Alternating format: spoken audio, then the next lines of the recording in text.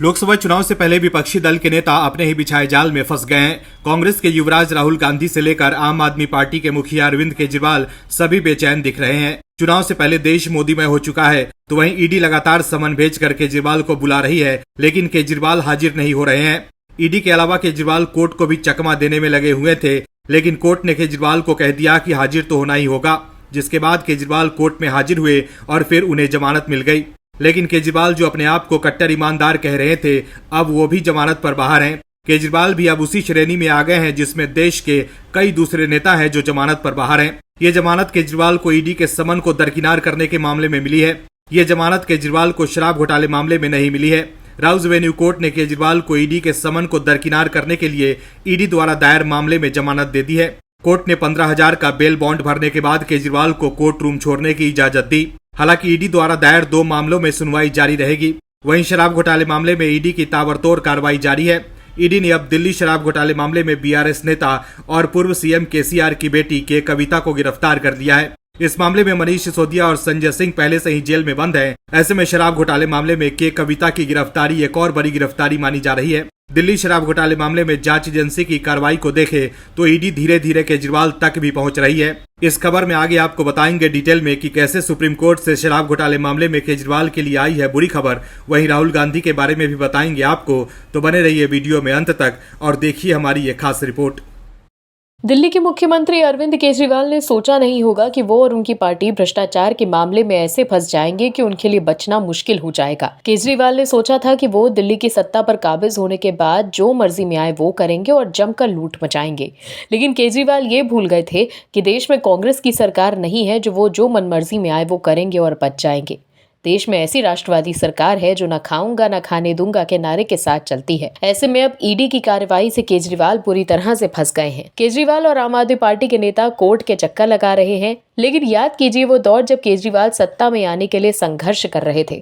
तब वो दिल्ली में घूम घूम कर कहते थे कि हम सबसे अलग पार्टी हैं, हम आम लोगों की पार्टी हैं। फिर सत्ता में आने के बाद केजरीवाल कहने लगे कि हमसे अधिक तो कोई ईमानदार ही नहीं है, हम जो करेंगे जनता के हित के लिए और भलाई के लिए करेंगे।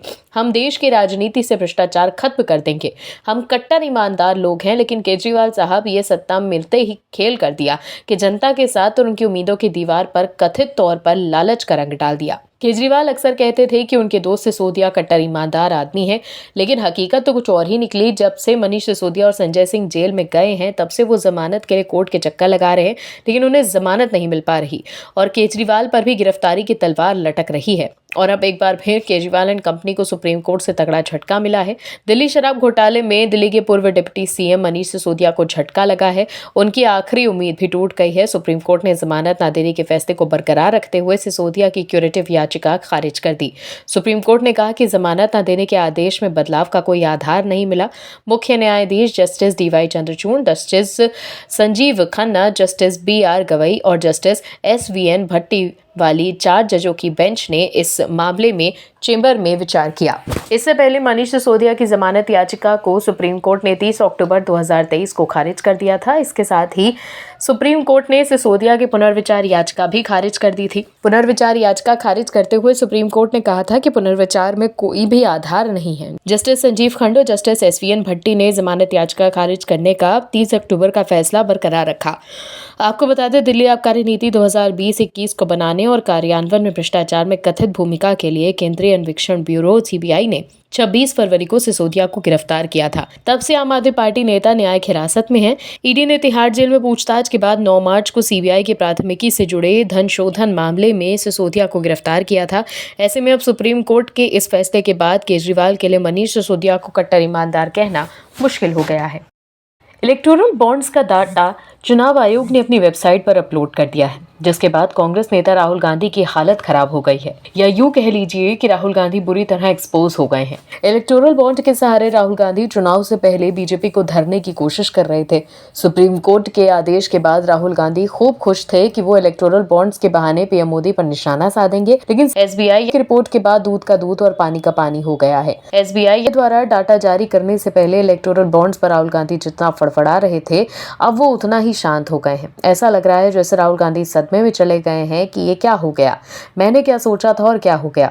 राहुल गांधी लगातार आरोप लगाते रहे हैं कि अडानी और अंबानी की कंपनी बीजेपी को खूब फंडिंग देती है, लेकिन इलेक्टोरल बॉन्ड्स का जो डेटा सार्वजनिक हुआ है उसको देखकर ऐसा नहीं लग रहा। राहुल गांधी का तीर हवा में ही कहीं खो गया, क्योंकि पूरे डेटा में कहीं भी अडानी और अंबानी का नाम नहीं है। यानी कि राहुल जी ने जो बीजेपी को बदनाम करने की साजिश रची थी उसके जाल में वो खुद ही फंस गए। राहुल ने जो भ्रम फैलाने की राजनीति की थी उसका मुंहतोड़ जवाब जांच एजेंसी और मतदान से जनता उन्हें दे देगी। दरअसल चुनाव आयोग ने चुनावी पारदर्शिता के क्षेत्र में बड़ा कदम उठाते हुए एसबीआई यानी स्टेट बैंक ऑफ इंडिया द्वारा सुप्रीम कोर्ट में सबमिट किए गए इलेक्टोरल बॉन्ड्स के विवरण को सार्वजनिक कर दिया। इसमें बताया गया कि किन कंपनियों ने कितनी बार इलेक्टोरल बॉन्ड्स खरीदे और उन्हें किन राजनीतिक दलों द्वारा भेजा गया। सुप्रीम कोर्ट की डेडलाइन से एक दिन पहले ही गुरुवार 14 मार्च 2014 को डेटा ऑनलाइन पोर्टल पर अपलोड कर दिया गया। लिस्ट में अंबानी अडानी की कंपनियों का नाम नहीं है, जिनका नाम लेकर राहुल गांधी बीजेपी पर निशाना साधते आ रहे हैं।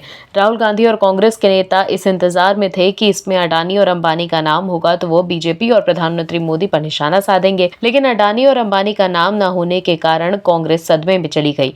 राहुल गांधी चिंता में है कि अडानी के बहाने मोदी सरकार को घेरने का एक बड़ा मौका उनके हाथ से निकल गया है। वहीं कांग्रेस के नेता हैरान परेशान है। यूथ कांग्रेस के अध्यक्ष श्रीनिवास बीवी के हैरानी जताते हुए एक्स पर लिखा है कि अडानी अंबानी ने एक भी इलेक्टोरल बॉन्ड नहीं खरीदा। इलेक्टोरल बॉन्ड्स पर राहुल गांधी की चुप्पी और श्रीनिवास बीवी के एक्स पोस्ट से आप समझ सकते हैं कि कांग्रेस को इलेक्टोरल बॉन्ड्स के विवरण सार्वजनिक होने का इंतजार बेसब्री से था कि अडानी और अंबानी पर उन्हें प्रधानमंत्री को घेरने का मौका मिल जाएगा, लेकिन कांग्रेस के मंसूबों पर पानी फिर गया।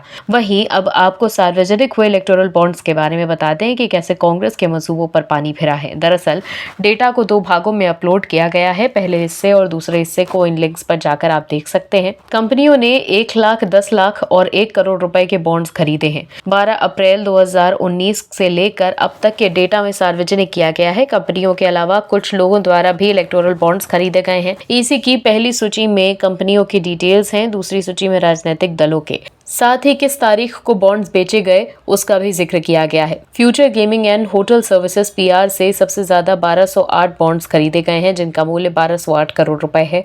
दूसरे स्थान पर है मेघा इंजीनियरिंग एंड इंफ्रास्ट्रक्चर्स, जिसने 821 करोड़ रुपए के 821 बॉन्ड खरीदे। तीसरा है क्विक सप्लाई चेन, जिसने 410 करोड़ रुपए के बॉन्ड्स खरीदे हैं। वहीं इस रिपोर्ट के जारी होने के बाद कांग्रेस में मायूसी छाई हुई है और कांग्रेस के नेता सदमे में हैं कि इसमें अडानी और अंबानी का नाम क्यों नहीं है।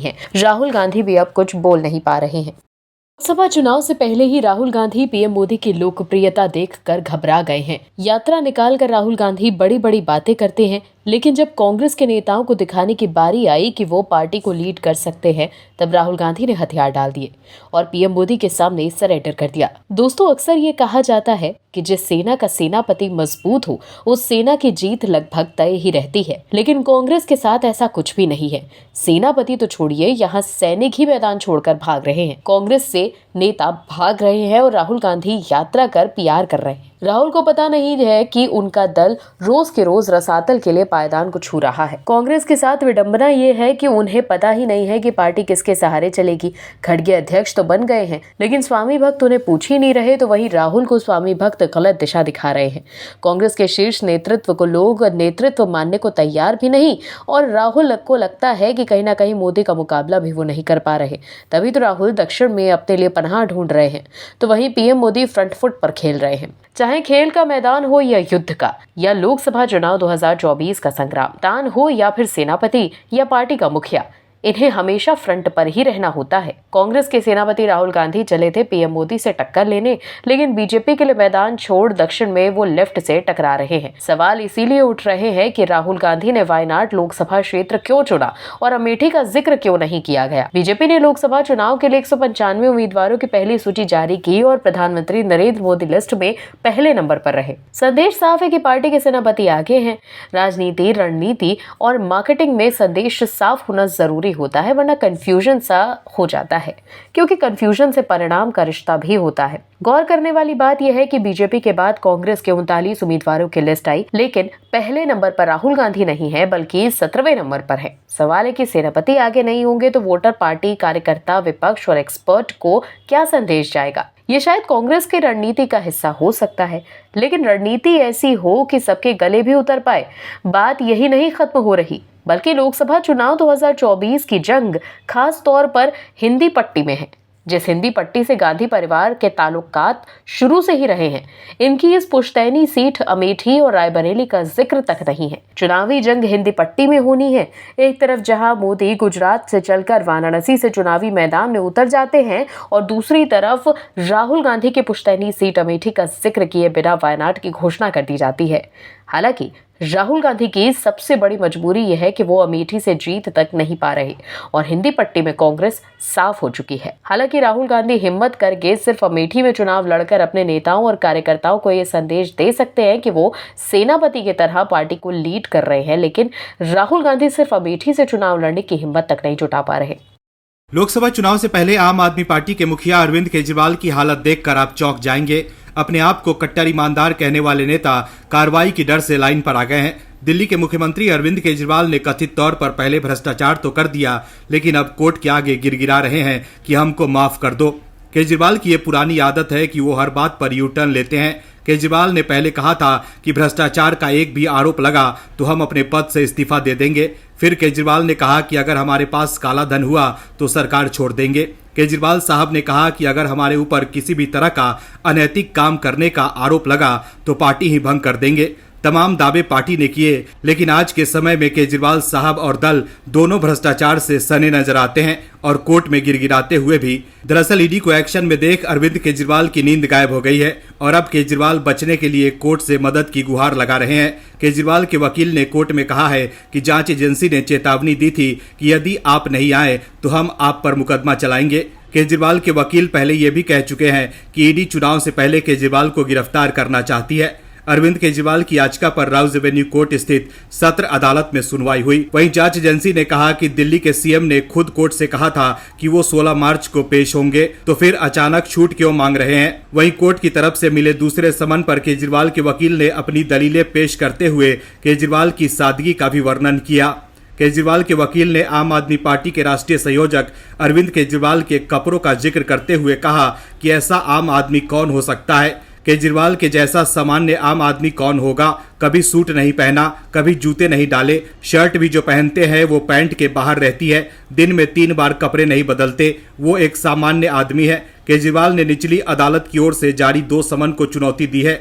कथित शराब घोटाले से जुड़े मनी लॉन्ड्रिंग केस में ईडी के 8 समन को दरकिनार किए जाने के बाद कोर्ट में 2 शिकायतें की थी। केजरीवाल के वकील ने कहा कि मैंने हर बार अपनी गैर हाजिरी के लिए वैध कारण बताए हैं, इसलिए मैं कार्रवाई पर रोक लगाने का अनुरोध कर रहा हूं। केजरीवाल के वकील ने कहा कि कोर्ट को 202 के तहत जांच करनी थी, लेकिन ऐसा नहीं किया गया। समन जारी करते समय कोर्ट ने अपनी न्यायिक दिमाग का इस्तेमाल नहीं किया और ईडी के बयानों को ईश्वरीय सत्य मान लिया। केजरीवाल ने सभी समन का जवाब दिया। अगर केजरीवाल ने कहा कि वो चुनाव या बजट सत्र में भाग लेने में व्यस्त थे, आपने बस ये मान लिया कि मैंने जो कहा वो सरासर झूठ है और ईडी ने जो कहा वो सरासर सच है, तो देखा आपने कैसे बचने के लिए केजरीवाल एक बार फिर आम आदमी बनकर कोर्ट को टोपी पहनाना चाहते हैं। आम आदमी बनकर वोट हासिल करने के लिए केजरीवाल ने दिल्ली की जनता को भी टोपी पहनाया था कि वो सत्ता में आने के बाद भी आम आदमी की तरह ही रहेंगे, लेकिन मुख्यमंत्री बनते ही केजरीवाल ने अपने लिए शीश महल बनवा लिया और अब वो कांग्रेस के साथ भी हाथ मिला चुके हैं, जिसे वो भ्रष्ट कहते थे, लेकिन फिर भी केजरीवाल अपने आप को आम आदमी कह रहे हैं। Bureau report OMH news. और भी वीडियोस देखने के लिए चैनल को सब्सक्राइब करें और बेल आइकन को दबाएं।